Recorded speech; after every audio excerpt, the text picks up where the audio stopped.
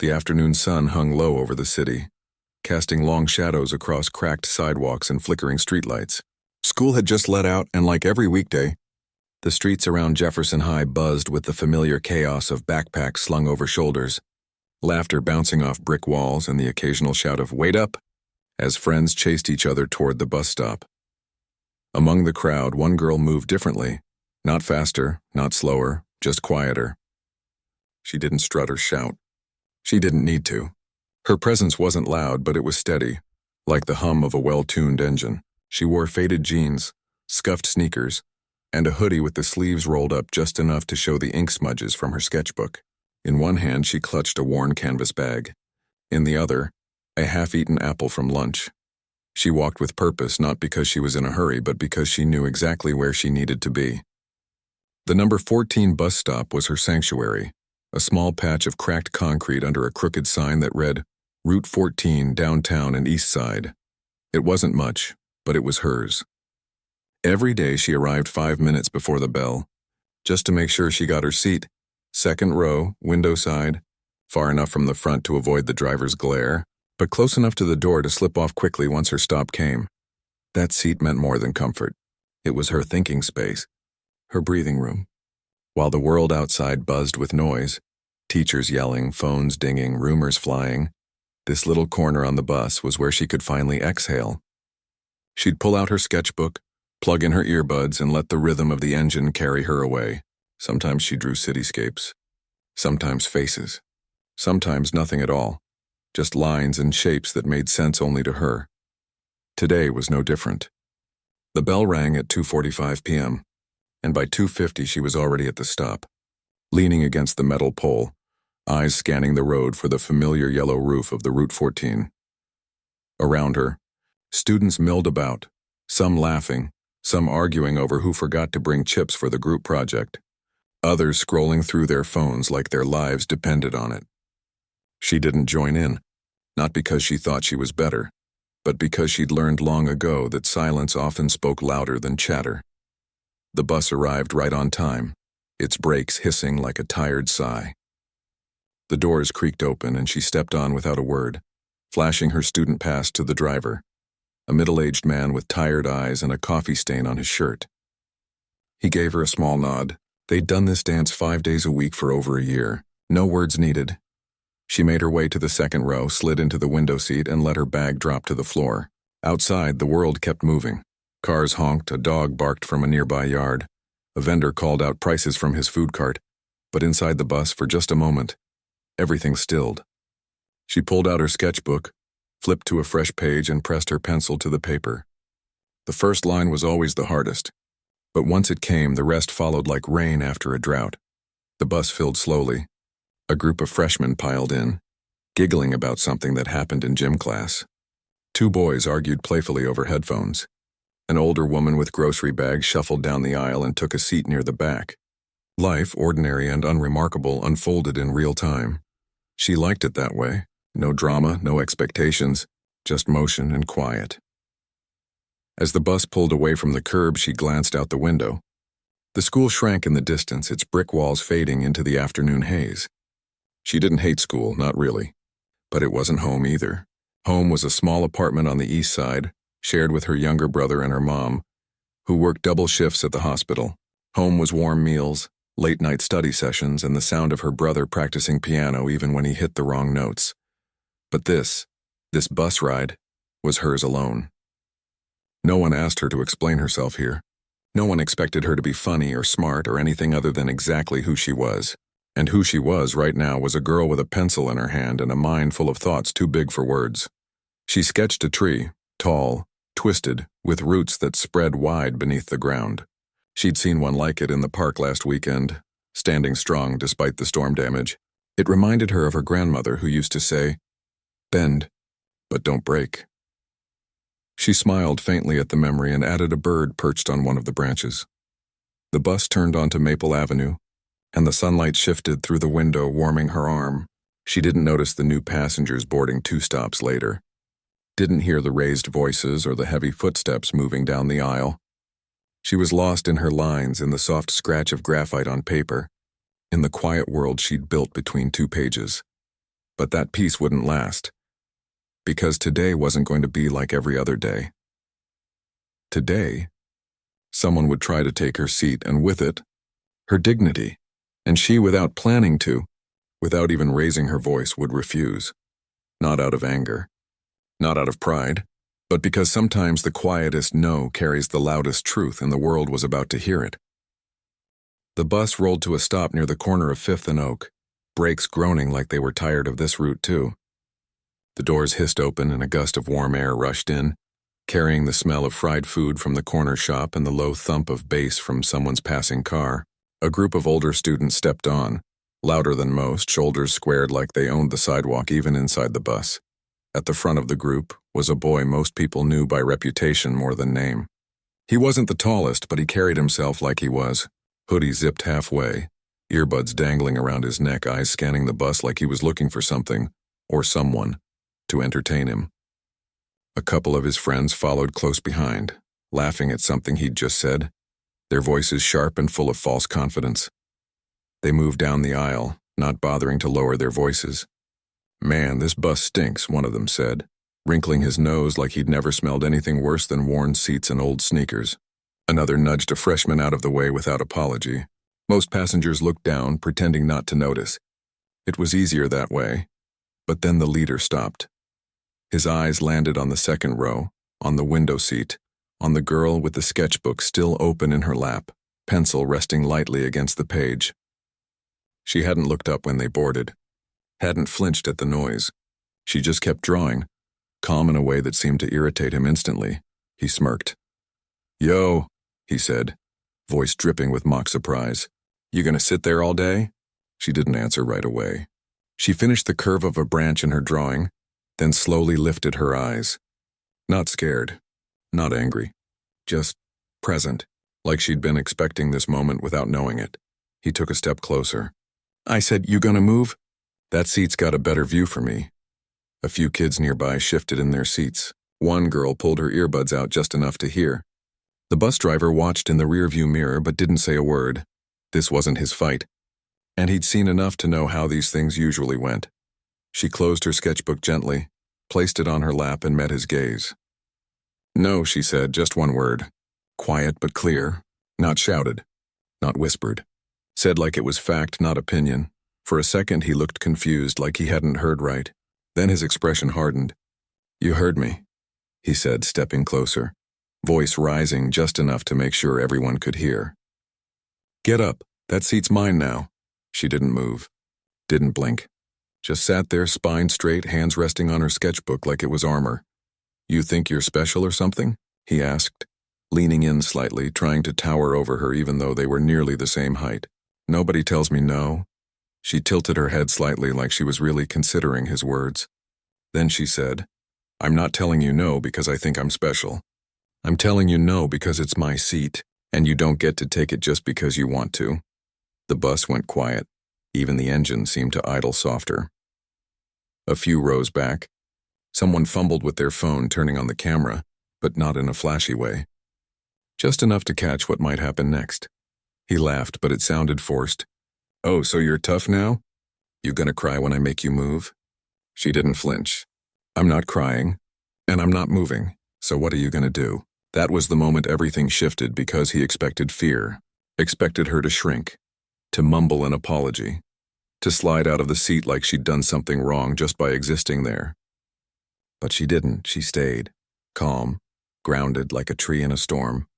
And that calmness, it unnerved him more than any shout ever could. He glanced at his friends, looking for backup, for a laugh, for anything to regain control. But they were watching too, some with wide eyes, others with uneasy frowns. This wasn't the easy win he'd imagined. "You're making a mistake," he muttered, voice lower now, almost like he was trying to convince himself.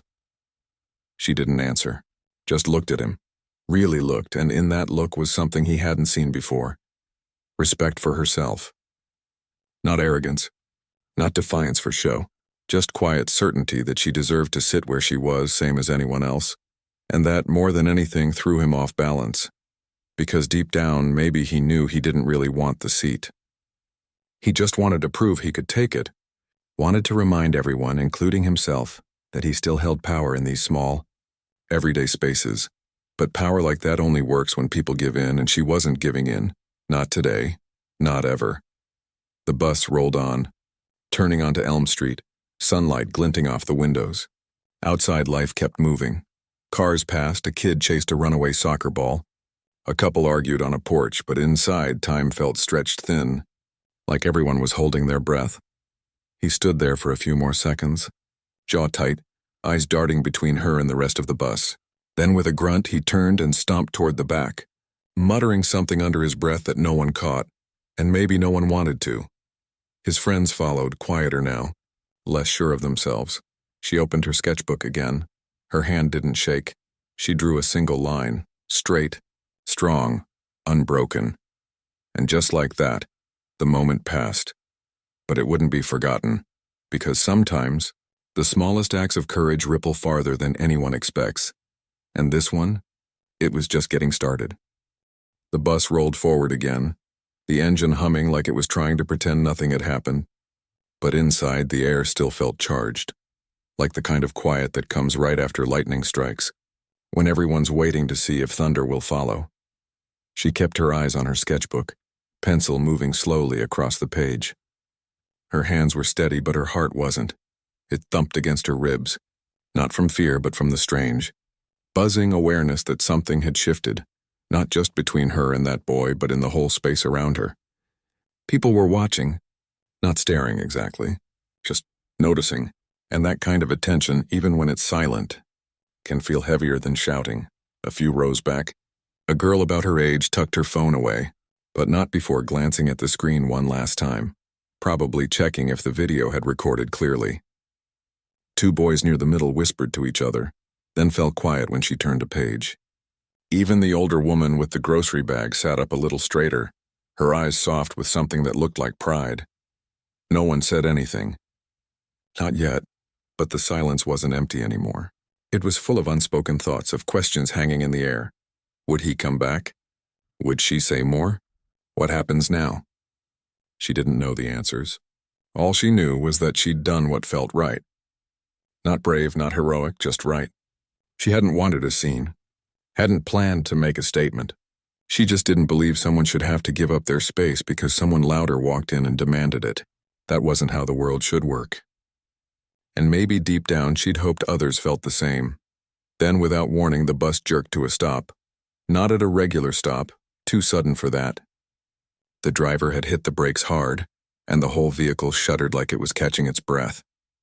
Everyone lurched forward slightly, hands grabbing seat backs, backpacks sliding off laps.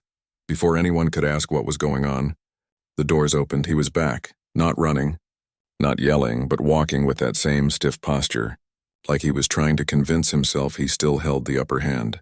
His friends hung back near the middle of the bus, watching but not following. Maybe they sensed it too. This wasn't going the way it usually did. He stopped a few feet from her seat. Didn't crouch. Didn't lean in this time. Just stood there, hands shoved in his pockets, jaw tight. "You think you won," he said, voice lower now, rough around the edges.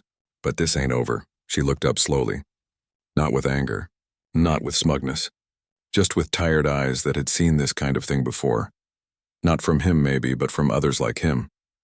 People who confused control with respect, volume with strength. "I don't think I won," she said quietly. "I just think I get to sit here. Same as you get to sit somewhere else." He blinked like her words didn't fit the script he'd written in his head. "You're acting like you're better than me." "I'm not," she said.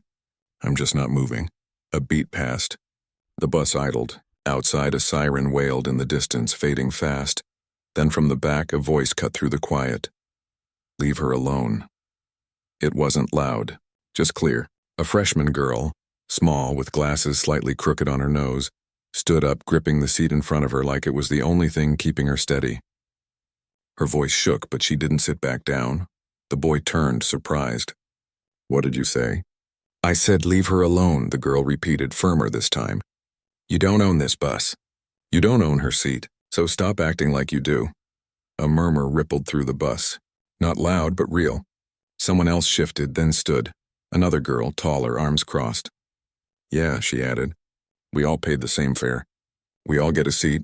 Then a boy near the window who'd been silent the whole ride nodded. She wasn't bothering anyone. You're the one making noise. One by one, voices rose, not in anger, but in agreement. Not a mob, not a protest. Just people finally saying what they'd been thinking. He looked around, eyes darting from face to face, and for the first time his confidence cracked. His shoulders dropped slightly. His hands came out of his pockets, fingers curling and uncurling like he didn't know what to do with them. This wasn't supposed to happen. He was used to being the one who set the tone, who made others adjust to him. But now the room, this rolling metal room on wheels, had turned. Not against him exactly, just toward her, toward fairness, toward the simple idea that no one should be pushed around just because they're quiet. The bus driver finally spoke, his voice calm but firm through the intercom. All right, that's enough. Sit down or get off at the next stop. The boy hesitated, looked at her one last time. She met his gaze not with triumph but with something quieter, understanding maybe. Like she knew he wasn't evil, just lost, just used to getting his way because no one had ever said no before. He turned and walked back to the rear, this time without a word. Sat down, stared out the window. The others slowly returned to their seats too, but the mood had changed. Shoulders relaxed. Breathing returned to normal. Yet something new lingered in the air, a sense of connection, like strangers had just remembered they were on the same side. She closed her sketchbook again, not because she was done drawing, but because her hands needed something to hold on to. Her chest felt tight, not from fear, but from the weight of what had just happened. She hadn't asked for this, hadn't wanted to be the center of anything. But sometimes standing your ground, even in silence, lights a spark in others. As the bus pulled away from the curb, the sun dipped lower, painting the windows gold. A few people glanced at her, not with pity or awe, but with quiet respect. The freshman girl gave her a small nod. She nodded back. No grand speeches, no dramatic music, just real people choosing kindness over fear, fairness over noise, and in that ordinary bus, rolling through an ordinary city on an ordinary afternoon, something extraordinary had taken root, not because one person shouted the loudest, but because one person refused to move, and in doing so, gave others permission to speak up too. By the time the bus reached the next stop, the tension had settled like dust after a storm. Still in the air, but no longer choking. The doors opened and a few students got off, glancing back as they stepped onto the sidewalk as if making sure the moment hadn't vanished behind them. The boy who'd caused the scene stayed seated, eyes fixed on the passing buildings, his usual swagger replaced by something heavier, maybe shame, maybe confusion, maybe just the first crack in a wall he'd built too high to see over. She didn't look at him, didn't gloat, didn't even close her eyes in relief. She just sat there, fingers tracing the edge of her sketchbook, feeling the weight of what had happened settle into her bones. It wasn't pride she felt, it was exhaustion. The kind that comes not from running, but from standing still when everything around you is pushing you to move. The bus driver glanced in the rearview mirror one last time, then eased the vehicle back into traffic. No announcement, no lecture, just the quiet hum of wheels on pavement, as if the city itself was giving them all a chance to breathe. But outside the bus, the story was already moving faster than rubber on asphalt. A few blocks away, in a dimly lit bedroom, a phone buzzed on a nightstand. A notification popped up. New video from your East Side Rider. The clip was short, less than a minute, but it showed everything. The demand, the refusal, the silence, the stand, the voices rising one by one. No dramatic music, no edits. Just raw, real footage of a moment that shouldn't have been remarkable, but was. Within minutes, it was shared. First to group chats, then to stories, then to a local community page where someone wrote, "This happened on the Route 14 today. Y'all see this?" Comments started rolling in. Not the usual internet noise, but something different. She didn't even raise her voice. That freshman girl stood up too, shout out to her. Why do people think they can just take what isn't theirs? Even a few teachers from Jefferson High chimed in, not naming anyone but saying things like, "This is why we talk about respect, not just rules." Back on the bus, she had no idea any of this was happening. She was too busy watching the world blur past her window, laundromats, barbershops, corner stores with hand-painted signs, to notice the digital ripple she'd started. All she knew was that her stop was coming up soon, and she needed to gather her things before the bus pulled away again. When the chime sounded for her street, she stood slowly, slung her bag over her shoulder, and tucked her sketchbook under her arm. As she walked down the aisle, a few people met her eyes, not with stares but with nods, small, quiet acknowledgments that said, "We saw you. We saw what you did." She didn't smile, didn't wave, just gave a slight dip of her chin in return, enough to say, "I saw you too." She stepped off the bus into the golden light of late afternoon. The air smelled like rain and fried plantains from the food truck down the block. Her brother was waiting on the porch barefoot and holding a half-finished popsicle, grinning when he saw her. "Hey," he called, "you're late." "Not by much," she said, ruffling his hair as she climbed the steps. He wrinkled his nose. "You smell like bus." "And you smell like sugar," she shot back, nudging him inside.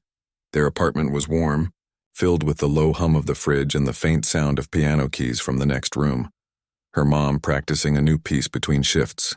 She dropped her bag by the door and headed straight for the kitchen, pouring a glass of water with hands that only now began to tremble slightly. Her brother followed, plopping onto a stool at the counter. "What happened at school today?" he asked, licking his popsicle like it held the secrets of the universe. "Nothing much," she said. "Just a long ride home." He studied her for a second, too young to read the full story in her eyes, but old enough to know when something was off. "You okay?" She nodded, then paused. "Yeah," she said softly.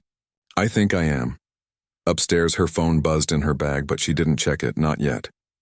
Right now, she needed normalcy. The clink of dishes, the sound of her brother humming off-key, the way the light hit the kitchen tiles just before sunset. These were the things that grounded her, that reminded her she wasn't just the girl on the bus. She was also the sister, the daughter, the artist with ink-stained fingers and a mind full of quiet dreams. But later that night, after homework and dinner and helping her brother with his math, she finally pulled out her phone. The screen lit up with notifications, dozens of them. Messages from classmates she barely knew. A DM from a girl in another grade. "You gave me courage today." A link to the video, now with thousands of views. Comments calling her brave and strong, a real one. She scrolled slowly, heart pounding not with pride, but with something closer to disbelief. This wasn't her plan. She hadn't wanted attention. She just wanted to sit in her seat without being told she didn't belong there. But maybe that was the point, maybe. The most powerful acts aren't the ones shouted from rooftops, but the ones whispered in everyday spaces, where dignity meets disrespect and chooses not to flinch. The next morning at school, things were different, not in a dramatic way. No crowds waiting for her at the gate. No sudden fame, but subtle shifts. A teacher held the door for her with a knowing look. A group of girls she'd never spoken to said good morning in the hallway. Even the lunch line felt lighter, like the air had been cleared of something heavy. And then, in third period, the principal made an announcement over the intercom, not naming anyone, but saying the school was proud of students who choose respect over intimidation, and reminding everyone that kindness isn't weakness, it's strength with patience. She kept her head down, but she heard the whispers, saw the glances, felt the weight of being seen in a new way. But what surprised her most wasn't the attention, it was what happened at lunch. She sat alone, as usual, sketching under the shade of the oak tree near the bleachers. After a few minutes, someone approached. Not the boy from the bus, he wasn't there. But one of his friends, the one who'd laughed the loudest the day before, stood a few feet away, hands in his pockets, looking like he'd rather be anywhere else. He didn't say much. Just, "Hey," she looked up, wary but not hostile. He shifted his weight. I didn't say anything yesterday, but I should have," he paused. "You didn't deserve that." She nodded slowly. "Thanks." He didn't sit. Didn't ask for forgiveness. Just turned and walked back toward the cafeteria, shoulders a little less stiff than before. And in that small exchange, she realized something. This wasn't just about her standing her ground, it was about everyone else finding theirs, because courage, it turned out, was contagious, and the ripple she'd started on a city bus was still spreading quietly, steadily changing hearts one no and one yes at a time. A week passed, then two. The buzz around the bus incident didn't vanish overnight, but it softened, like a song that fades from the radio but stays in your head long after the music stops. The video still got shares now and then, mostly from teachers or community groups using it in talks about respect and boundaries.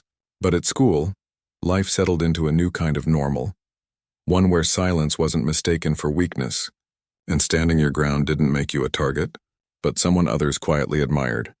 She still took the Route 14 every afternoon, still sat in the second row window seat, still pulled out her sketchbook the moment the bus pulled away from Jefferson High. But now when she boarded, people nodded. Not dramatically, just a flicker of the eyes, a small lift of the chin. It wasn't fame. It was recognition. Like they were saying, "We remember, and we're glad you're here." Even the bus driver started saving that seat for her. If someone tried to sit there before she got on, he'd say, "Hold on, someone's coming for that one," in a tone that left no room for argument. He never said why. He didn't need to.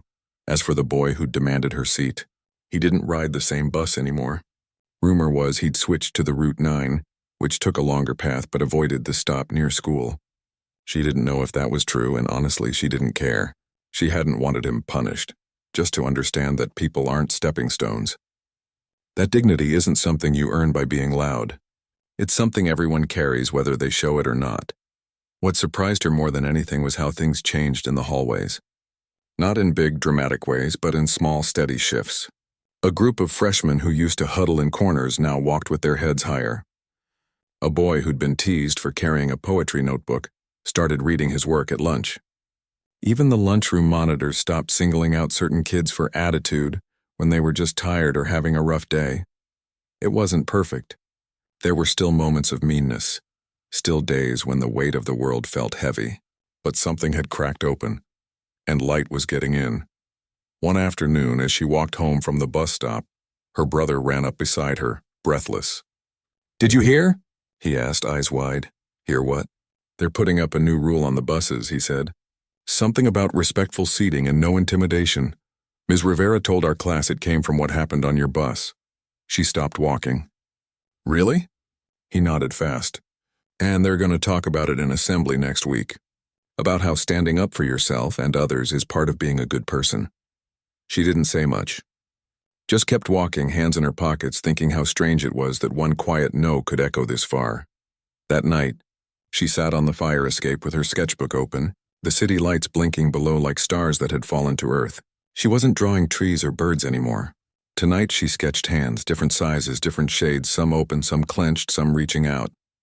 In the corner of the page, she wrote 2 words so small they almost disappeared. "We rise."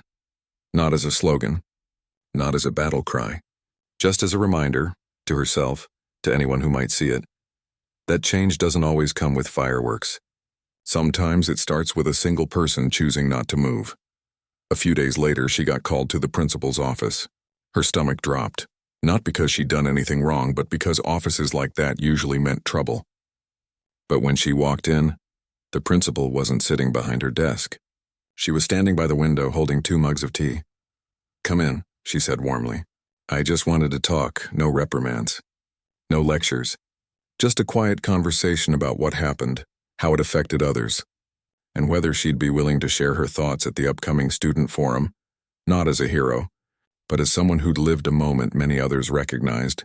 She said yes, not because she wanted attention, but because if her story could help even one person feel less alone, it was worth telling. The forum happened on a rainy Thursday. The auditorium wasn't full, but it was packed with the kind of people who actually listened. Students, teachers, a few parents, even a city council member who'd heard about the bus policy change. When it was her turn to speak, she didn't stand at the podium. She just walked to the edge of the stage, hands in her hoodie pockets, and spoke like she was talking to a friend. "I didn't do anything special," she said. "I just didn't want to give up my seat. And I realized later it wasn't really about the seat. It was about being treated like I belonged, like I mattered." She paused, looked out at the faces, not judging, just listening. "And when other people spoke up too, that's when I knew I wasn't alone. That's when I knew it wasn't just me against him. It was all of us choosing to be better." Afterward, a girl about her brother's age came up, eyes bright. "I was scared to say anything that day," she whispered. "But seeing you, it made me want to try next time." That was enough. Weeks turned into months. Spring melted into summer. She kept drawing, kept riding the bus, kept living her life not as a symbol but as herself. The story didn't define her, but it became part of her, like a scar that reminds you how strong you are without needing to shout. And sometimes, on quiet afternoons when the bus was nearly empty, she'd look out the window and smile, not because she'd won anything, but because the world felt a little kinder, a little fairer than it had before. Because real change doesn't roar, it whispers. And if you're brave enough to listen and to speak back, it grows.